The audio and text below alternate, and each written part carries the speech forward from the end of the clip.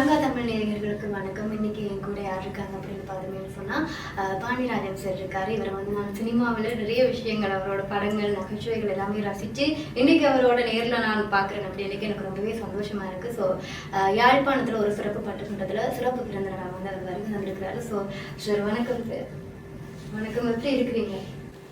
அப்படியே இருக்கேன். அப்படியே இருக்கீங்க. எனக்கு உங்களோட ஒரு விஷயம் ஒன்று ஜெப்னா வர்றதை பற்றி ஒன்று பார்த்தேன். ஸோ எப்பவுமே இளமை மாறாமல் ஜாலியாக என்டர்டெயின்மெண்ட்டாக ஒரு விஷயம் கிடைச்சிருந்தீங்க. ஸோ நான் அவங்க கூட பண்ணா பேச வரேன், நீங்களும் என்னை பார்க்க வாங்க என்ற மாதிரி.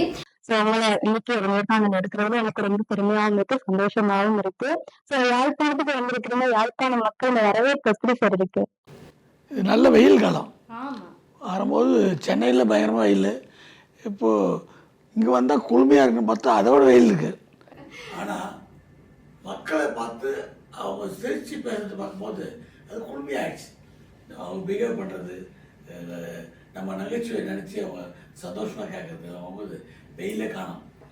நல்ல ஏசி வச்சு இருக்கு. நெல்லை சுப்பையா சார், அவரை பற்றின ஏதாச்சும் விஷயங்கள் சொல்லுங்கள். அவர் ஒரு பேராசிரியர். ஆனால் அவர் பழகும்போது பார்த்தா பேராசிரியருக்கான அந்த குணம், துணி, அந்த பந்தம் அதெல்லாம் இருக்காது. குடும்ப நண்பராக இருக்காது. நானே கூட மறந்து போய் அவர் பேராசிரியரை விட்டு எங்கே அதை பொட்டிடுங்க அப்படின்னு சொல்லிடுவேன். அப்புறம் ஐயா அவ்வளோ பெரிய ஆள், அவ்வளோ எளிமையான மனுஷன். அப்புறம் ஃபால்ஸ் ஹோப் தர மாட்டார். நம்ம ஊருக்கு போகிறோங்க, அந்த ஊரில் ஒரு பிரமாதமான ஹோட்டலுங்க, கார் பார்த்தா BMW வரும் அப்படிலாம் சொல்லுவாங்க. அப்புறம் தான் ஆட்டோவில் கொண்டு போவாங்க. அதான் இருக்கும். இவர் சுபையாகிட்ட அப்படி இருக்காது, சொன்னதுக்கு மேலே இருக்கும். அதை திரைத்துறையில் இருந்துக்கிட்டு மெயின்டைன் பண்ணுறது ரொம்ப கஷ்டம். அது அந்த பந்த வாழ்க்கைலாம் இருக்காது. அவர் ரொம்ப நல்ல குடும்பஸ்தன். அவர் சென்னையில் நடந்த விழாக்கெல்லாம் நான் நிறையா அவர்கிட்ட பங்குபட்டுருக்கேன். அவர் மறக்காமல் 2 பெண் பிள்ளைகள் அவருக்கு, அவங்கள கூட்டு வந்துடுறாரு. கூட்டு வந்துட்டு அவங்க ஒரு இறைவணக்கம், ஒரு தமிழ் தாழ்த்ததில் பாட சொல்லுவார். அதை ஒரு தந்தையை அதை ரசிப்பார்.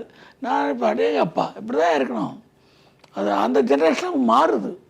பசங்கள்லாம் பார்த்து நல்லா பண்ணுறாங்கன்றது இப்போ மனசுக்குள்ள சந்தோஷப்படுற ஜென்ரேஷன் இப்போ இல்லை. பாடினா என்னப்போ அவர் சொல்லி ஆகப்போத அப்படி இருக்காங்க. நல்ல ஒரு அருமையான தகப்பன். அவர் மனைவியை எங்கே போனாலும் கூட்டு போகிற, எங்கேயா கூட்டு வரலன்னு தெரியல. பட்டு நல்ல குடும்பஸ்தன். நீங்கள் யாழ்ப்பாணத்துக்கு வர்றீங்க அப்படின்றத அவங்க சொல்லியிருப்பாங்க. ஸோ எவ்வளவு தூரம் உங்களுக்கு ஒரு யாழ்ப்பாணத்துக்கு போகிறோம் அப்படின்ற ஒரு இது இருந்துச்சு அவங்களுக்கு? அதாவது சில நேரத்தில் தான் நம்ம நினைக்கிற கனவு, நம்ம காண்ற கனவு நிறைவேறும் அப்படின்வாங்க. அது உண்மைதான், கனவு நிறைவேறணும். இந்த யாழ்ப்பாண கனவு எனக்கு இன்றைக்கி தான் நிறைவேறிருக்கு. ரொம்ப காலமாக நான் யோசிப்பேன், யாழ்ப்பாண தமிழ் இப்படி இருக்குது. அது அவங்க நகைச்சுவை கூட பகுதியாக கதைக்கிறீர்கள்னுவாங்க. நல்லா இருக்குது பேசுறது. அவ்வளோ அவருக்கு என்ன வண்டி பிடிச்சிருக்குண்ணா, ஏன் வந்தாலும் வண்டி வரல, ஆட்டோவில் தான் வந்தார், வண்டின்றாங்க. அப்போ அந்த வயிறு தொப்பையாக இருந்தால் வண்டி அப்படின்னு சொல்கிறாங்க. எல்லாம் வித்தியாசமாக பேசுகிறாங்க. நான் மகிழ்ச்சியாக இருப்பேன். உலகம் முழுக்க இருக்கிற இந்த யாழ்ப்பாண சகோதர சகோதரிகள் என்கிட்ட பேசும்போது அப்படி அந்த தமிழில் மெய்சிலுக்க வச்சுருவாங்க. நல்ல மக்கள், நல்ல தமிழ், நல்ல விருந்தோம்பல், ஒரு பாசம். அப்போ எல்லாரும் ஒரு அண்ணன் பார்க்குற மாதிரி பார்க்குறாங்க. அதனால் நம்ம சொல்லும் போது தான் ஒரு யாழ்ப்பாண சகோதர சகோதரிகள்னு தைரியமாக அவங்கள சொல்லும்போது அந்த முகத்தில் ஒரு பூரிப்பு வருது. இங்கே எங்கே அவங்க ஒன்று சேர்ந்தாலும் கூட்டினாலும் தமிழை விட்டு கொடுக்காமல் பேசுவாங்க. தமிழ் அது அவங்க அது ஒரு பெரிய பெருமை நினைப்பாங்க. இப்போ அதுவே சந்தோஷமாக இருக்கும். ஏன்னா ஒரு தமிழ் வாத்தியார் கூட பழகிற மாதிரி இருக்கும். அவங்க பழகினா எல்லாத்தையும் ஒரு எழுத்துப்பிழை, ஒரு இக்கு போடணும், இங்கே இன்னு போடணும், பெரிய என்ன சின்ன என்ன அதெல்லாம் பார்ப்பாங்க. நான் சென்னையில் தமிழ் பேசுகிறோம். அங்கே கல்யாண பத்திரிக்கை வந்தால் தான் அதை உத்து கவனிப்பாங்க. திருத்தத்துக்கு திருநிறை செல்வன் இச்சு இருக்கு, அங்கே இச்சு போடாதுங்க, திருநிறை செல்வன் இச்சு வரக்கூடாது அப்படின்னா ஏன் அந்த மரபு பார்ப்பாங்க. ஆனால் வாழ்க்கையிலேயே அந்த மரபு பிரகாரம் தமிழ் பேசி தமிழை தெல்ல தெளிவாக சொல்கிறவங்கன்னா யாழ்ப்பாண தமிழில் பார்த்து சந்தோஷமாக இருக்குது. எனக்கு சினிமாவில் பார்க்குற மாதிரி இருக்கு உங்களோட நகைச்சுவை ஒவ்வொரு விஷயங்களும் நீங்கள் பேசிட்டு வந்து சினிமாவில் பார்க்குற மாதிரி இருக்கு. உங்களை மீட் பண்ணதுல ரொம்பவே சந்தோஷம் சார். இனி ஏதாச்சும் இலங்கைக்கு பயணங்கள் மேற்கொள்வீங்களா? கண்டிப்பா கண்டிப்பா. வந்து போகிறது ஒரு சொந்த மண்ணுக்கு வந்த ஒரு அந்த தமிழ் அது எல்லாருக்கும் மனசு ரொம்ப மகிழ்ச்சியாக இருக்குது. ரொம்ப நான் இப்போ போனேன் அந்த கடற்கரை வருவான் இது எது பக்கம்னு இங்கிட்டு அப்படியே போனால் தலைமன்னார் வந்துடும். இங்கே அவங்க சொன்ன மாதிரி இந்தியா எட்டி குச்ச ஓடிடலாம் பண்ணுது அவ்வளோ தூரம் தான் இருக்குது. என்ன சொல்கிறீங்க அப்படின்னா நான் மக்கள் தலைவர் எம்ஜிஆருடைய சிலையை பார்க்க போயிருந்தேன். அதுக்கு பின்னாடி கடல் இருந்தது. அப்புறம் சொல்கிறாங்க இங்கே வந்து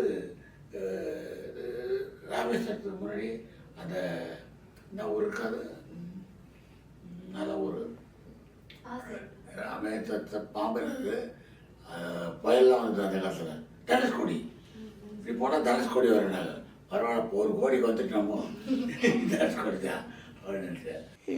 ஒரு நடிகனா ஒரு கலைஞனா இதை பார்க்கணும் அதை பார்க்கணும்னு நம்மளை குறிக்கக்கூடாது. ஊர் சுற்றி தான் நம்ம எதை பார்த்தாலும் அதை பதிவு பண்ணிவிட்டு அதை படத்தில் வச்சுருவோம் நல்லா இருக்க அப்படின்னு ஒரு தேடிக்கிட்டே இருக்கணும். அந்த வகையில் இங்கே முழுக்க தேடிக்கிட்டே இருக்கேன். வித்தியாசமாக இருக்குது. அதை இங்கே கொஞ்சம் இங்கே இருக்கிறவங்களுடைய உறவினர்கள்லாம் கனடாவில் லண்டனில் அவங்க கூட நான் பழகியிருக்கேன். அவங்க அந்த தன்னுடைய நாட்டை பற்றி பேசும்போது தான் அது அவங்களுடைய உணர்ச்சியை பார்த்துருக்கேன். என்ன பற்றியா என்ன பாசையா அப்படின்னு இருக்கும்.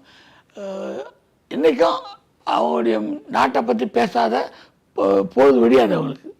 அப்போயே இந்த மண் எவ்வளோ நல்ல மண் தெரியும்.